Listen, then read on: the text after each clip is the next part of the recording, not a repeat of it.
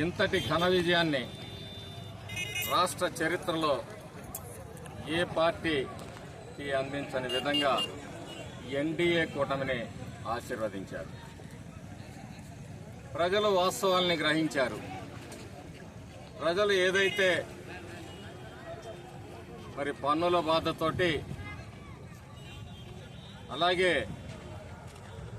దుర్మార్గంతో దౌర్జన్యంతో దోపిడీ పరిపాలనని వ్యతిరేకంగా ఈరోజు ఈ రాష్ట్రానికి అభివృద్ధి కావాలి, మా బిడ్డలకి భవిష్యత్తు కావాలి, ఈ రాష్ట్రానికి సంక్షేమం కావాలి, మేము ఈ బానిస సంఖ్యల నుంచి బయటపడాలి అనే ఒకే ఒక ఉద్దేశంతో ఈరోజు ప్రజలందరూ కూడా మరి తెలుగుదేశం ఎన్డీఏ కూటమికి అఖండమైన మెజార్టీ 1000 రూపాయలు పెన్షన్ని పెంచుతూ ఎన్నికల ముందు ఏదైతే వాగ్దానం చేశారో పెరిగిన ధరలు మరి ఆర్థిక పరిస్థితుల్ని దృష్టిలో ఉంచుకొని పేదలందరికీ కూడా అవ్వాతాతలందరికీ కూడా మొట్టమొదటి నెల జూలై నెలలో 7,000 రూపాయలు తరువాత నుంచి 4,000 రూపాయలు ఇవ్వటానికి మరి తెలుగుదేశం పార్టీ మంత్రివర్గం చంద్రబాబు నాయుడు గారి నాయకత్వంలో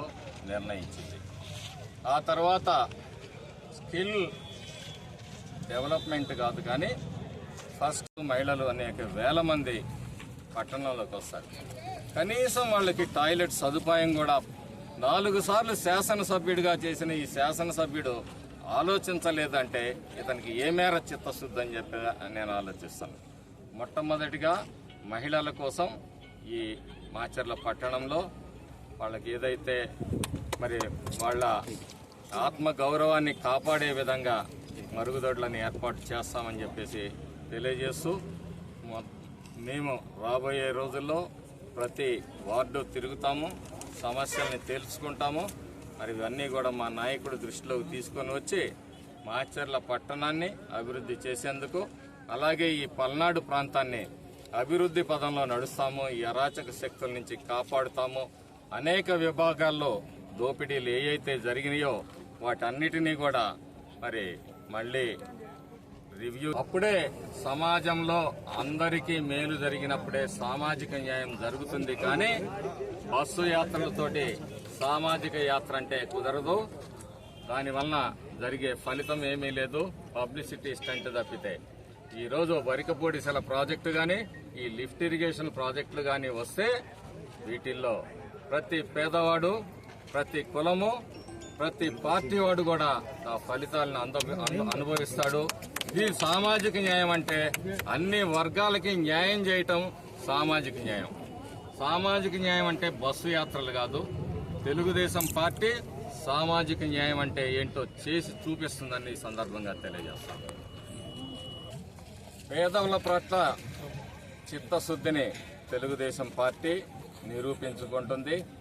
సంక్షేమంతో పాటు ఈ రాష్ట్రంలో అభివృద్ధి జరగాలి, ఈ రాష్ట్ర యువతకి భవిష్యత్తు ఉండాలి, ఈ రాష్ట్రాన్ని కాపాడుకోవాలి అనే ఒకే ఒక ఉద్దేశంతో ఈరోజు మరి ఎన్డీఏ కూటమి ఏర్పడి ఘన విజయాన్ని సాధించి ఈరోజు సంక్షేమ ఫలాలను అందించడానికి కూడా ఒక్కొక్కటిగా చర్యలు తీసుకోబోతా ఉంది. పూర్తి చేస్తాము.